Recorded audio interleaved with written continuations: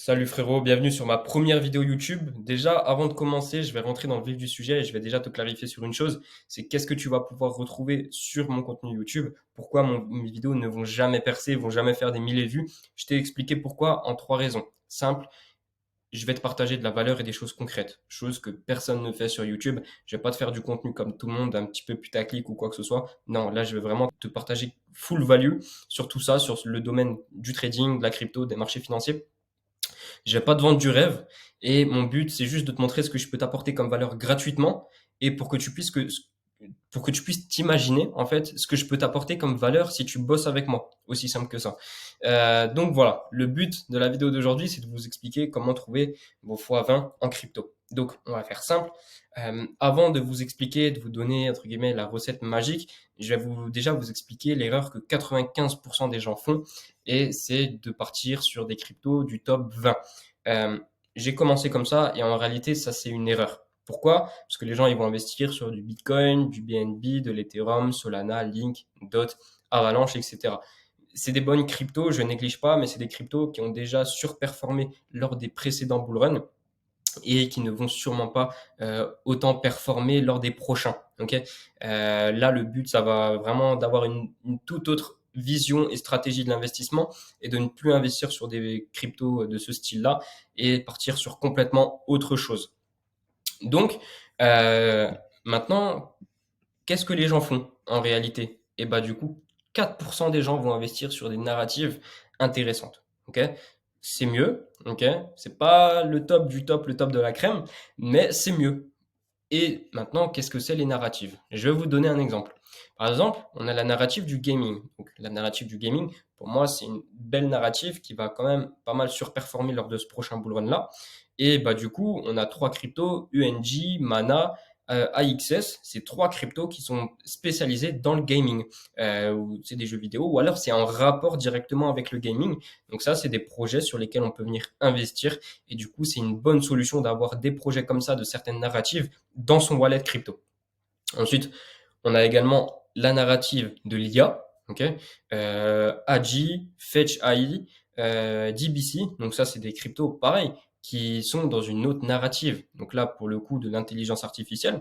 Et c'est quand même des cryptos qui peuvent bien surperformer lors de ce prochain bull run. Et vous regardez les cryptos que je vous ai partagés là, la plupart des cryptos, sauf Mana, et ils ont connu aucun bull run. Donc on va dire que ça va être leur premier bull run et pourquoi pas une explosion lors de ce premier bull run là.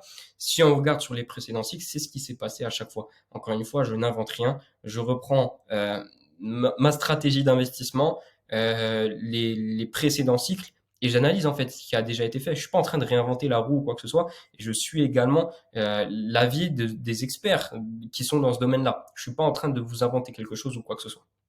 C'est un fait. Maintenant, c'est que 4%. Avant, je vous ai dit 95%, 4%, il manque 1% des gens. Donc ça, là, investir sur des narratives, et je vais être honnête avec vous, pendant ce bull run-là, vous allez peut-être pouvoir faire des x3, x4, x5, x10, mais on n'est toujours pas au x20 que je vous ai promis sur cette vidéo-là. Ok? Donc là, ce n'est pas encore la conclusion, ce n'est pas encore ça, parce que la conclusion, c'est ça. 1% des gens vont investir sur des trends. Ok? Tout à l'heure, je vous ai partagé du coup ce que 95% des gens font et ce que 4% des gens font. En réalité, moi j'appelle ça les papis les papis du Bitcoin, les papis de la crypto. C'est des gens qui veulent pas se casser la tête, qui vont généralement vont faire du DCA sur une longue période et lors des prochains bull runs, ils se mettent relativement bien, contrairement à ce qu'ils ont investi en DCA. Maintenant, là, je parle vraiment aux gens qui sont là, qui sont vraiment à fond dans l'investissement et qui veulent viser de plus gros rendements pour pourquoi pas leur faire leur métier ou carrière dans l'investissement. Donc là, c'est vraiment pas pour les gens qui veulent juste investir et dormir ou quoi que ce soit. Non, là, c'est pour les gens qui sont actifs dans le marché et qui veulent directement viser de plus gros rendements parce que la crypto, ça leur fait vibrer, tout simplement. Donc 1% des gens vont investir sur des trends. Les trends, qu'est-ce que c'est? Je vais vous expliquer.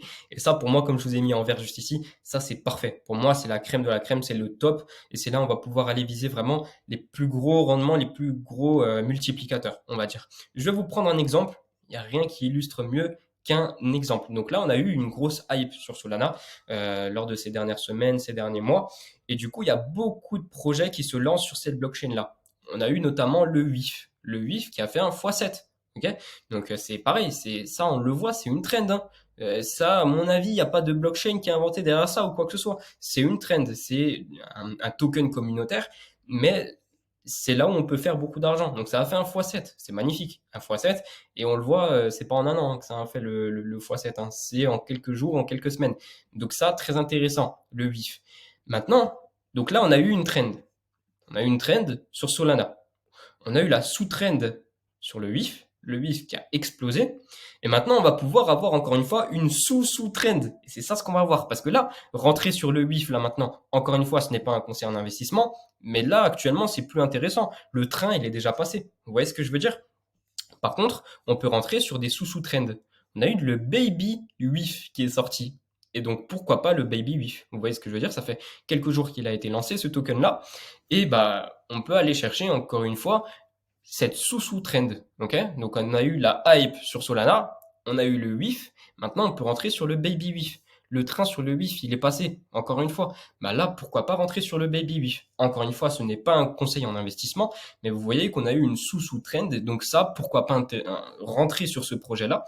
C'est quelque chose qui pourrait être intéressant, et en tout cas plus intéressant que de rentrer sur le WIF, étant donné que le train, il est déjà passé. On est à l'ATH actuellement sur cette crypto-là.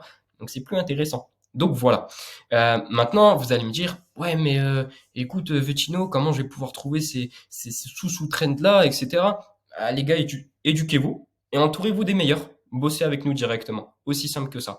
Donc voilà comment vous allez pouvoir trouver vos sous-trends. Il faut passer du temps sur le marché. Si vous ne l'avez pas, entourez-vous des meilleurs, aussi simple que ça. Et voilà, je vous souhaite à tous une excellente soirée. J'espère que vous avez kiffé cette première vidéo et vous avez mon contact directement dans la bio pour ceux qui veulent poser vos questions ou échanger directement avec moi.